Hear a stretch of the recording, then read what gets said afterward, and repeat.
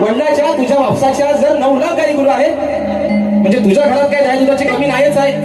अगदी दाबून चेपून तुझ्या घरात भरलेलं आहे, बरोबर आहे मित्रांनो. मग तुझ्या जर घरात एवढं भरलेलं दही दूध कोणी आहे, मग तू आमच्या घरात येऊन आमच्या दह्याची दुधाची चोरी का करतोस? मी तुला लपून बघितलंय, तुला मी असा वाकून टुकून कुठं तरी बघितलंय. तू ज्या गायी होत्या आमच्या गोठ्यातल्या, तुझ्या घरात 9 लाख आहेत, पण आमच्या ज्या काही थोड्याफार गायी आहेत त्यांच्या दूध तुला मी चुकून पिताना गाणं बघितलंय. बुवा एवढाच माझा विषय आहे, समजून घ्या आणि पटला तर हातात पण घ्या, बरोबर आहे मित्रांनो.